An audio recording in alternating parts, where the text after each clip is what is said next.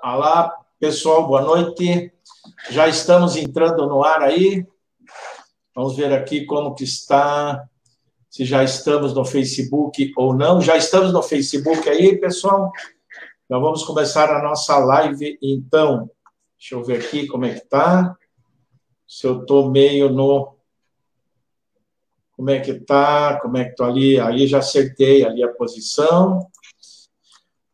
Aí, pessoal, boa noite. Estamos iniciando mais um programa, O Ponto da Política. E eu vou, antes aqui, colocar o título do nosso... deixa eu ver aqui. O título do nosso programa. Né? Só um momentinho aí. Nós vemos aqui, vamos colocar aqui o título. Ok, salvar. Beleza, volta aqui. E eu sempre também... Só um momento, que já estamos iniciando aí, pessoal. Vamos lá. Aqui. Comentário. Aqui. Aí, pessoal, então estamos iniciando mais um programa, O Ponto da Política.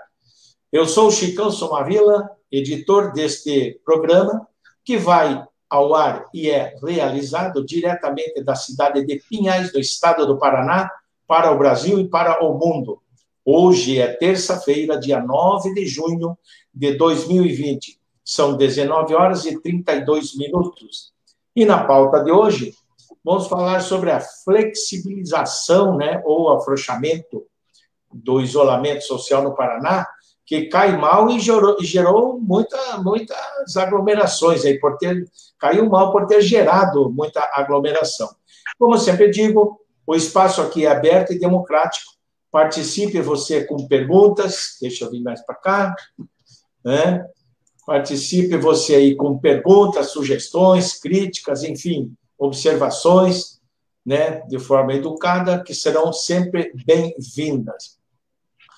E para falar sobre este assunto, está comigo aí, direto da cidade de Curitiba, Marcelo Marcelino, professor, ele é cientista político, sociólogo, economista, pesquisador e professor da Universidade Federal do Paraná. É também escritor e consultor acadêmico. Boa noite, Marcelino. Tudo bem com você aí? Boa noite, meu nobre. Tudo bem com você e com nossos ouvintes, telespectadores? Vamos para mais um embate, para mais uma disputa das ideias, a batalha das ideias. É isso aí, legal, bacana. Deixa eu ver. Opa. Pessoal, como sempre eu digo, eu faço um comentário no início do programa, antes de iniciar as perguntas ao nosso convidado.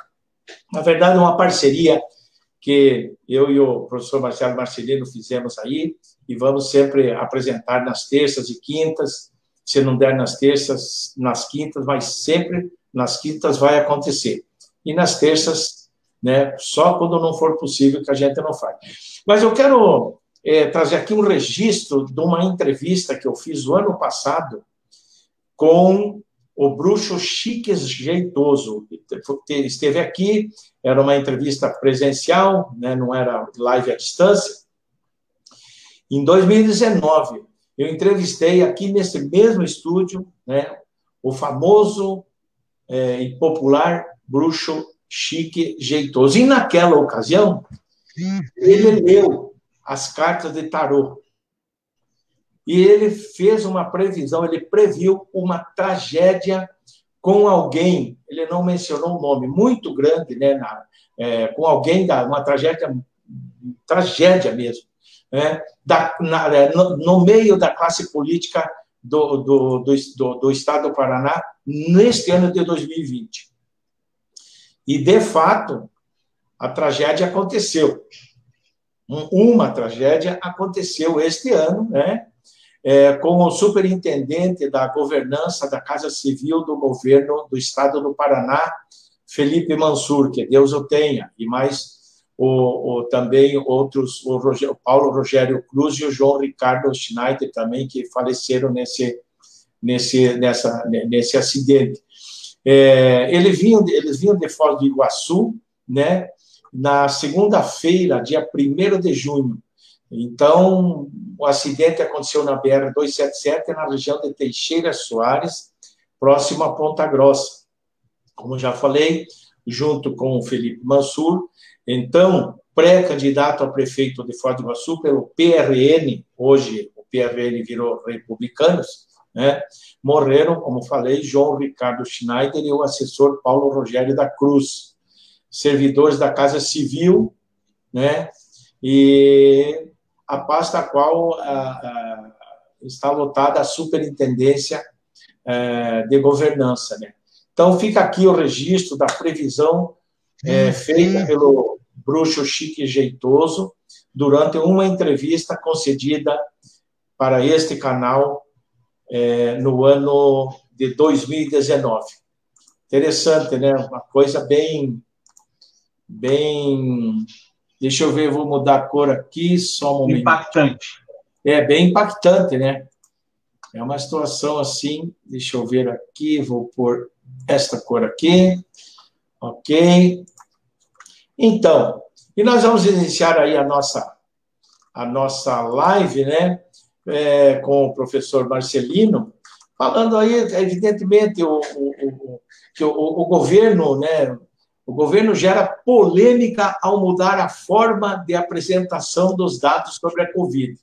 Marcelo, olha só, o portal da transparência não divulga mais, né? Não divulga mais os gastos do presidente e de seus ministros. O mesmo também acontece com o Instituto Nacional de Pesquisas Espaciais, o INPE, né? Sobre desmatamento. E agora o ministro da Saúde não pode mais divulgar, o Ministério da Saúde não pode mais divulgar, ou não está mais divulgando, ou passou a não divulgar mais os dados sobre a Covid, os dados da forma como vinha fazendo, da antiga forma, do tempo de Henrique Mandetta, né, como vinha fazendo, desde o início da pandemia. O governo Bolsonaro, na contramão da forma que é feita no mundo, mudou, evidentemente, a metodologia de apresentação dos dados sobre a Covid, né? Como você analisa, Marcelino, esta última do governo? O que você teria a falar sobre isso, sobre essa nova forma aí de contagem? Bem, na verdade, o governo tenta criar sempre uma situação adversa para minar, para barrar qualquer possibilidade das pessoas terem acesso à informação.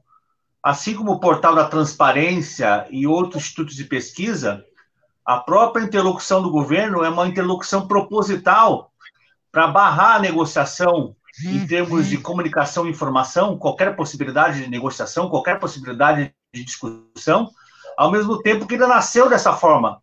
Desde o início do governo Bolsonaro, ele tinha essa proposta de não só barrar a informação, mas como também distorcer qualquer possibilidade das pessoas terem acesso à informação, porque, na verdade, o governo Bolsonaro, ele foi, antes mesmo de ser eleito, na sua gestação, na sua fase embrionária, mesmo na campanha eleitoral, ele já nasceu com uma série de questões envolvendo fake news, criação de notícias não só falsas, como também manipuladoras no sentido da inversão da verdadeira notícia, o verdadeiro fato e acontecimento. Então, é um governo que cria essas questões para embaralhar toda a cena política e também causar esse tipo de situação de colocar as possibilidades de discussão de verdade na pauta do dia. Quer dizer, um governo que disputa a hegemonia da comunicação e barra qualquer possibilidade justamente das pessoas terem acesso à comunicação e informação de uma forma mais clara, uma forma mais precisa. Na verdade, esse tipo de situação não é uma novidade e cada vez mais esse processo ele avança ao longo do tempo. Mas, ao mesmo tempo, ele cria cada vez não só mais obstáculos para a sociedade civil, mas também para ele próprio, porque ele acaba cavando a sua própria sepultura agindo dessa forma aí. Tinha caído Então, aqui. veja bem, enquanto o Chico não volta aí, a gente vai continuando a comentar. Você deu uma saidinha aí. Isso, caiu, mas Chicão, por favor, inicia então, o comentário, inicia o seu comentário, por favor. Então, eu estava dizendo justamente enquanto você estava fora, que o governo já nasceu na fase embrionária dele, na sua fase de gestação, antes mesmo de ser eleito presidente, o governo Bolsonaro já criava esse tipo de situação desconfortável nessa enorme máquina robotizada de fake news, né? Notícias falsas, e não apenas notícias falsas na sua origem, mas também manipulando a notícia e o fato verídico, que na verdade deveria ser incontestável para algumas situações, ele manipular a própria situação, o próprio acontecimento em si, e transformar aquele acontecimento real numa situação totalmente inversa daquilo que realmente aconteceu. Então, o governo Bolsonaro, à medida que ele vai avançando com a sua política de criar essa distorção, essa anti-informação, esse anti-conhecimento, essa desinformação, ele também acaba cavando a sua própria sepultura, porque isso vai minando as suas próprias bases, porque cada vez mais o governo cai em descrédito. E cada vez mais o governo Bolsonaro, ele se esvazia. Só quem fica no governo Bolsonaro mesmo são os seus signatários que, na verdade, tem como a sua miragem, né? Um indivíduo, um espelho de si próprios, em alguns casos, e também como representante legítimo dos seus anseios pessoais, coletivos, de alguma parte da sociedade. Na verdade, o governo Bolsonaro, já conversávamos isso desde há mais de um ano atrás, o governo Bolsonaro já estava fadado ao fracasso na hora que ele já nasceu. Quer dizer, ele nasceu deturpando não só a informação, a comunicação, mas também ele criando obstáculos para a própria democracia. Ele é um governo já antidemocrático na sua gênese. Então não tem como esperar que os seus militares, porque é um governo de militares, né, pensar que eles vão fazer algo diferente do que está sendo proposto pelo Bolsonaro na sua origem. Todos os militares estão defendendo o Bolsonaro lá em cima, no Palácio do Planalto. Isso não quer dizer que os militares, na sua grande maioria, vão aderir ao Bolsonaro, não tem como antecipar isso já imediatamente, mas os militares que assumiram esses postos de comando, todos eles fecharam com o Bolsonaro. E todos eles estão dispostos a encarar esse tipo de política como algo defensável até o final dos seus dias. Então ele continuará, assim, digamos que nessa ofensiva, ofensiva não só contra os seus adversários políticos, mas na ofensiva contra a própria população. Ele vai continuar até o final. Então, o governo já, na sua origem, fadado a desaparecer. Ele não tem nem 1 ano e meio ainda de governo, que vai completar agora, dia 1º de julho, 1 ano e meio, e ele já está totalmente esfacelado. Ele já está totalmente numa situação de queda, de cada vez mais desgaste, e que vai ser impossível segurar essa situação por mais tempo. Então, é muito difícil essa situação, muito complicada.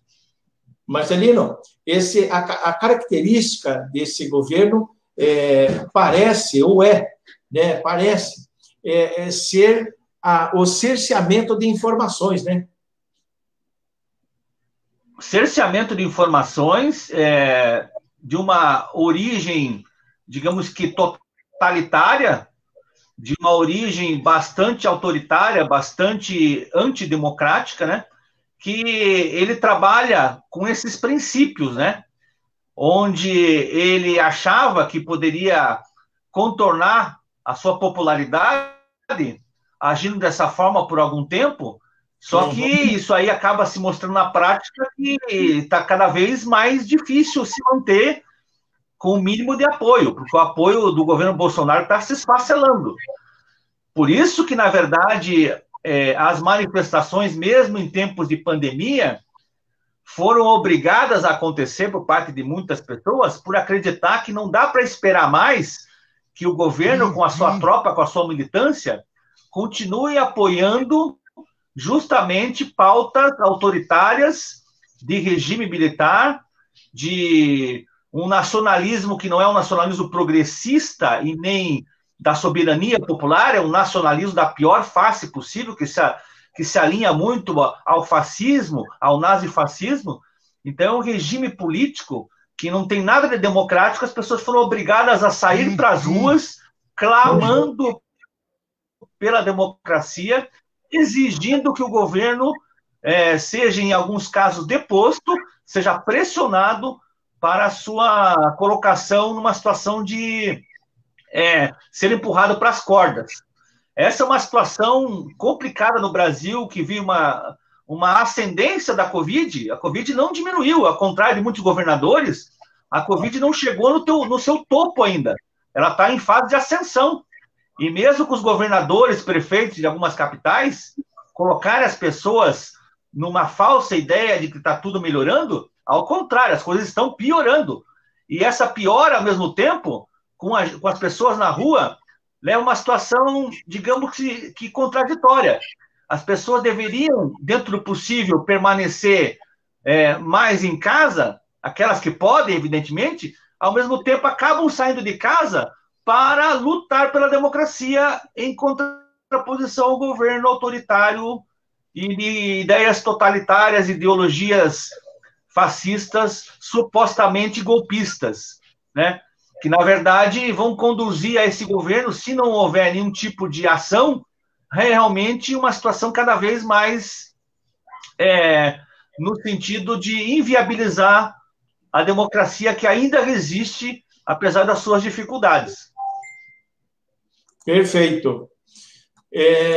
Então, é aqui que nós entramos agora sobre essa situação aí, né, da flexibilização no Paraná. O Ministério Público do Paraná, por intermédio da Procuradoria-Geral da Justiça e mediante, estou lendo a matéria aqui do jornal, iniciativa do Centro de Apoio Operacional das Promotorias de Justiça de Proteção à Saúde Pública, encaminhou na segunda-feira, dia 8, ontem, portanto, ofício ao governo do Estado propondo revisão dos critérios que levaram à flexibilização do isolamento social em todo o Estado.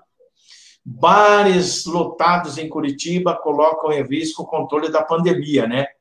E bares que voltaram a abrir, enfim, nesse final de semana, depois do relaxamento das medidas, né, do isolamento social, e foram flagrados aí, lotados, e todo mundo à la vontade lá dentro, sem máscara, sem distanciamento social, provocaram essas imagens que saíram nas redes sociais, enfim, inclusive hoje foi motivo até de uma matéria do Jornal do Meio-Dia, né, da Rede Globo, enfim, e outros jornais, provocaram revolta nas redes sociais. A prefeitura disse que vai reforçar a fiscalização. Até nessa matéria, o presidente da Abrapar, né, da Associação dos Bares do Estado do Paraná, Fábio Aguaio, ele se prontificou em apoiar a prefeitura na fiscalização. Tudo bem. O que você teria, então, em relação a isso que eu coloquei, a nos dizer sobre o afrouxamento do isolamento social e também, Marcelino, a irresponsabilidade de alguns donos de bares, não são todos, alguns donos, e também, principalmente, das pessoas que frequentam esses locais sem observar os devidos cuidados, todos sem máscara e sem o distanciamento. Mas, claro, você vê que não tem como você ir num bar beber e de máscara na fuça, né? Não tem como. Em bares isso aí não funcionará nunca, não é mesmo? O que você teria a dizer sobre a liberação, o afrouxamento, os donos dos bares, os donos irresponsáveis que não estão dando a devida atenção para que não haja excessos, né? Que seja respeitado o distanciamento, etc., etc., mas principalmente das pessoas que frequentam esses locais. Bem, a gente já havia conversado sobre essas questões anteriormente e a gente tem que ressaltar alguns pontos importantes, né? Primeiro lugar, os governadores e prefeitos não estão aguentando a pressão dos empresários que estão afoitos pela reabertura do comércio, do serviço, da indústria, de vários ramos de atividade empresariais e de negócios relacionados à economia. Então, a pressão que os governadores e prefeitos estão sofrendo é muito grande. E, ao mesmo tempo, com a crise financeira no Brasil, econômica financeira, que não vem de agora, mas agravou muito com a pandemia, os governos têm uma queda de arrecadação brutal devido justamente à redução da atividade econômica. Olha só quantos pontos entrelaçados. Terceiro ponto, não há nenhum plano para a pandemia desde a sua origem, não existe nenhum plano, a não ser, no início, pedir o distanciamento social, que as pessoas ficassem em casa. Mas, como nós já havíamos dito, a grande maioria das pessoas não tem como ficar em casa, porque ela só tem aquele emprego, não pode perder emprego. O setor informal da economia do Brasil é enorme, as pessoas trabalham por conta, não tem carteira assinada, trabalham em questões de venda, de negócios informais, moram em situações precárias, são muito pobres em muitos casos no Brasil como um todo, então as pessoas são obrigadas a sair de casa, e o governo não oferece nenhum tipo de apoio, não só da prefeitura, como do Estado, e principalmente do governo federal, que tem a maior fonte de recursos do Tesouro Nacional, que não é disponibilizado para estados e municípios. Ao mesmo tempo, olhe quanta coisa entrelaçada. A população, ela não percebe, ela não tem uma cultura cidadã, boa parte, civilizada, socialmente organizada, para perceber que esse compartilhamento de espaços físicos comprometendo as demais pessoas é algo que elas não entendem como uma questão social, elas entendem como uma questão de direito individual, de liberdade individual. A cidadania do Brasil, infelizmente, é algo ainda a ser conquistado, quem sabe, um dia. Mas, como nós estudamos um pouco da sociedade brasileira, historicamente falando, socialmente falando, nós entendemos que a questão democrática, cidadã, da sociabilidade das pessoas nunca foi, até pela educação que as pessoas não têm, educação não só formal, mas toda a engrenagem, todo o envolvimento educacional que faz parte da civilidade política, da civilidade cultural, social e econômica, com a mínima igualdade possível, isso nunca aconteceu no Brasil. O Brasil é um país de miseráveis, o Brasil é um país desigual, não só economicamente, mas na forma da distribuição social da educação, da cultura, do lazer, do entretenimento. E as pessoas com menos dinheiro acabam indo mais para os bares para ter a sociabilidade, porque não podem pagar outro local para adentrar em outro ambiente também. Então tem que ficar nos lugares que sejam fora do local interno de um bar, mas mesmo assim essas aglomerações causam uma série de transtornos e uma série de possibilidades de transmissibilidade do vírus. Ainda mais agora, na fase que ele está ainda em ascensão, ele não chegou no topo, ele ainda vai chegar. Possivelmente, a gente vai perceber isso até o final do mês, para quem sabe cair. Mas do jeito que vai, com essa situação que governadores, prefeitos, presidentes, empresariado e sociedade civil não conseguem ter o mínimo de organização, isso, em grande medida, por culpa dos governantes e menos da população. A população também tem culpa nesse aspecto, mas os governantes têm muito mais, porque eles teriam que organizar as políticas públicas, caro Chicão, que viabilizassem todo o ordenamento, toda uma organização social. E isso não foi feito. A questão de você passar conhecimentos básicos para a população, isso não foi feito. As pessoas estão à deriva nesse barco. Aproveitando, pegando um gancho aí nessa questão social, historicamente, o Brasil carece de uma educação popular.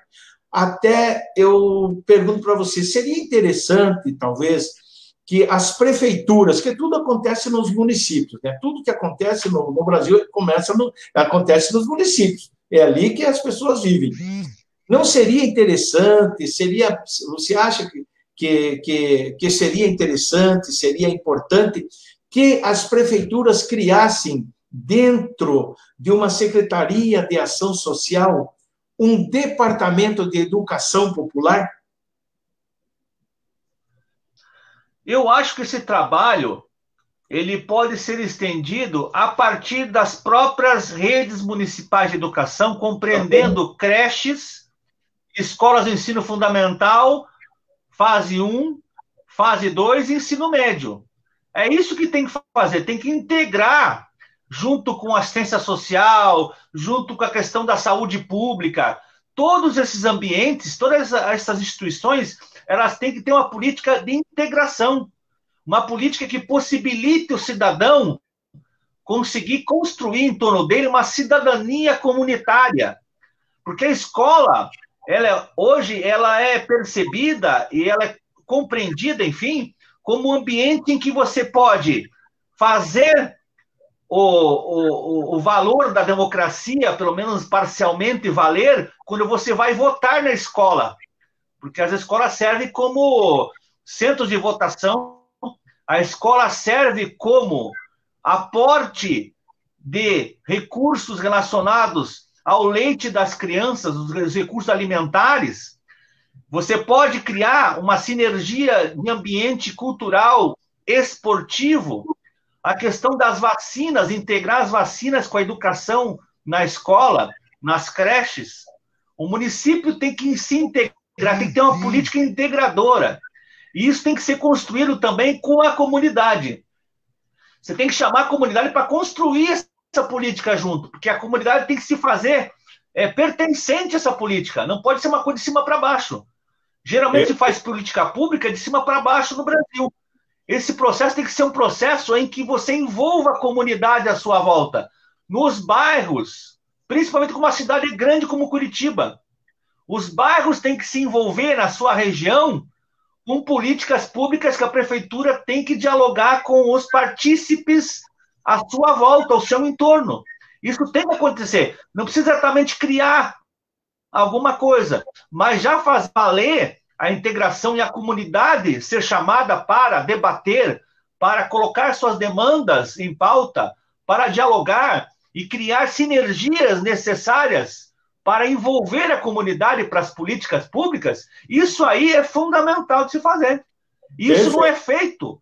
Isso aí é uma política hierárquica, de cima para baixo, burocrática, e que, na verdade, ela é eleitoreira, geralmente. Ela não corresponde à verdadeira democracia com participação cidadã dos indivíduos.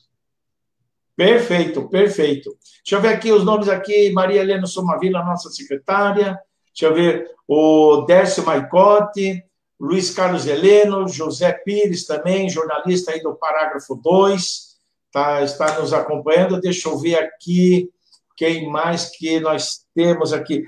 Eu quero anunciar aqui que amanhã eu vou entrevistar a Camila Gonda.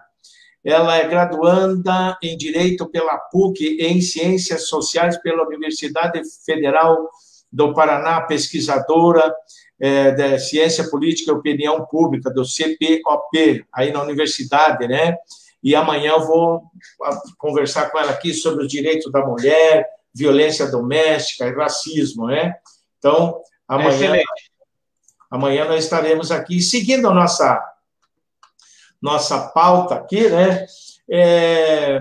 Veja só, as críticas que o ministro interino da Saúde, general Eduardo Pazuello, recebeu. É uma matéria, saiu da Folha do Estadão, na Folha do Estado de São Paulo, e eu peguei através de um outro link aqui. Chega uma altura que a matéria fala o seguinte, ó, se tivesse alguma coragem moral, o ministro interino da Saúde, general Eduardo Pazuello, teria pedido demissão ao receber a ordem para esconder os números relativos à pandemia de Covid-19, diz o editorial do Estado de São Paulo. O jornal argumenta ainda que, ao permanecer no cargo, o editorial do Jornal Estado de São Paulo diz que ao permanecer no cargo e cumprir absurda determinação, Pazuello colaborou para desmoralizar ainda mais o Ministério da Saúde e danificou a imagem das Forças Armadas. Isso é um editorial do jornal Estado de São Paulo. Professor Marcelino, como que você analisa o comportamento do ministro da Saúde, o general Pazuello? Esse editorial, ele condiz com a verdade ou está exagerando em suas colocações? Antes, deixa eu ler aqui, deixa eu ver aqui mais alguns nomes, as pessoas que curtiram também aqui. Deixa eu ver aqui. Opa, só um momentinho. Aqui tem Enéas Marcondes, eu já falei o José Pires Carzeleno, Amarildo Amaral, Marceleno, Wanderson Manziero, que eu vou entrevistar aqui, cientista político, vou entrevistar sexta-feira, Nelson Giovenardi, lá do Mato Grosso, Luiz Antônio Fidalgo, um grande abraço para todos vocês, Dulcineia Nascimento de Almeida, Vanir Pereira, Décio Maicote, Camila Gonda, que eu vou entrevistar amanhã, Sidney de Oliveira, Padre Sidney de Oliveira, lá de Garrafão do Norte, estou acertando uma entrevista com ele para segunda-feira que vem, próxima segunda, e o Paulo de Souza. Então, por favor, é com você aí. Bem, meu nobre, se o Estado de São Paulo falou isso, que é um Estado do núcleo pensante ideológico do Brasil, quer dizer, os jornais que estão dentro dessa esfera paulistana têm um poder de influência e dominação amplo no espectro das ideias. Se um jornal de São Paulo, como é o Estado de São Paulo, que é o estado talvez mais conservador da República, não só de São Paulo, fazendo a brincadeira com a República de Curitiba, mas a República, no sentido maior, a grande pátria brasileira, se esse jornal falou isso, não tem nem o que discutir, porque realmente é uma questão que vai de encontro ao que a gente percebe na sua dimensão mais clara, mais nítida possível. Porque se um jornal que coloca no seu editorial e faz menção a esse tipo de questão, é porque realmente a coisa é muito séria no Brasil. A coisa está muito complicada e o governo Bolsonaro, com esse tipo de atitude, através dos seus ministros militares, realmente não coloca o Ministério da Saúde no sentido de descaracterizá-lo ou deslegitimá-lo. Porque muita gente já compreendeu que não é o Ministério da Saúde. O SUS e o Ministério da Saúde, eles vão ser poupados, porque, na verdade, tem muita gente séria trabalhando no Ministério da Saúde e no SUS. Quem vai ficar com essa mancha negativa e quem já está se desgastando é o próprio governo Bolsonaro e o seu clã de militares no governo. Essas atitudes estão casadas com a ideologia, com o comprometimento político do governo Bolsonaro, que, como eu já disse, desde a sua eleição, e muito tempo antes, aliás, vamos dizer bem claramente, o Bolsonaro sempre foi assim, desde a época de deputado federal. Ele nunca deixou de ser a mesma pessoa. Inclusive, ele é um candidato dos mais sinceros que a gente percebe como indivíduo que pensa e que age. Porque ele não está fazendo nada que não seja condizente com aquilo que ele sempre foi na sua trajetória de quase 30 anos na Câmara dos Deputados no Congresso Nacional. Ele é um cara mais coerente que tem. Quem não observou isso, infelizmente, foram as pessoas que foram enganadas, manipuladas, e outras poucas pessoas do núcleo duro do bolsonarismo que ainda acreditam que ele é o grande defensor da pátria, assim como acreditavam muitos desses que estão por aí, acreditavam no Sérgio Moro como o grande herói da nação brasileira. Essa questão tende a diminuir com o passar do tempo, porque, como eu falei, o governo Bolsonaro ainda vai completar 1 ano e meio, ainda. Ele não chegou nem no 1 ano e meio, falta ainda 3 semanas para completar 1 ano e meio. O governo Bolsonaro despenca. Então, significa que nós estamos vendo um desgaste cada vez maior e crescente das atitudes do governo Bolsonaro com o seu Ministério de Militares a serviço do golpe de Estado no Brasil. Você falou uma coisa bem interessante, que as pessoas acreditaram, não viram o Bolsonaro, acreditaram no Moro, e também acreditaram muito no Eduardo Cunha. A gente tem que trazer isso à baila. Muitas, e antes, lembra que as pessoas saíam com aquela cartazes, somos todos Eduardo Cunha, somos todos Aécio, lembra? Né? Então, realmente, mas você falou uma coisa muito certa mesmo. O presidente Bolsonaro, ele nunca mentiu. Tudo que ele falou, ele está procurando aplicar hoje, por pior que seja, as aplicações, aquilo que ele misoginia, homofobia, racismo, enfim. E está cumprindo a risca, ele não... O presidente mais sincero da República. Tá ruim teu som aí. Teu som. O Ministério não, o presidente mais sincero da República Brasileira. É isso aí. Ô, Marcelino, então nós já estamos com quase 40 minutos. Estamos, então, encerrando a nossa live. Deixa uns minutinhos aí para você dar um tchau para o pessoal aí. Quero agradecer mais uma vez, obrigado pelo momento de compartilhar com vocês, o pessoal que está nos assistindo. Chicão, mais uma vez é uma satisfação, obrigado por poder compartilhar contigo de novo, né? Como sempre. E na quinta-feira, assim esperamos que podemos estar aqui para dialogar com as pessoas, discutir os assuntos em pauta da política, da sociedade, da economia, e a gente vai em frente, porque assunto é que não falta nesses tempos atuais, hein? Um abraço, obrigado e até o próximo encontro. Isso. Vou colocar aqui os dois do Enéas Marcondes aí que entrou, boa noite. Deixa aqui o Eduardo Ferreira, presidente da Juventude aí, né, do MDB. Valeu, um grande abraço aí também, Eduardo Ferreira, o Enéas Marcondes, José Pires, e todos aqueles que estiveram conosco. Deixa eu ver aqui quem mais que entrou aqui. Ela sai fora, a imagem às vezes foge aqui. Mas tudo bem. É isso aí então, pessoal. Ó, Enéas Marcondes, vamos ver o que ele fala aqui. Mas ele traiu diversas pautas que eram promessa de campanha, ou seja, era para ser pior ainda. Claro, sem dúvida. Mas ele falou que ia acabar com o trabalho, né? Que ia mais emprego e menos direito. Hoje as pessoas têm menos direito e menos emprego, né? A reforma da Previdência que ia fazer, que ia ferrar com, enfim, da forma que não, nós vamos fazer, temos que melhorar, está aí, está feita, tem gente que nunca vai se aposentar na vida aí, né? E a reforma trabalhista também, não é verdade? Então, eu deixo aqui também um abraço a todos vocês. E amanhã eu estarei aqui com a Camila Gonda, ok? Um grande abraço a todos e obrigado pelo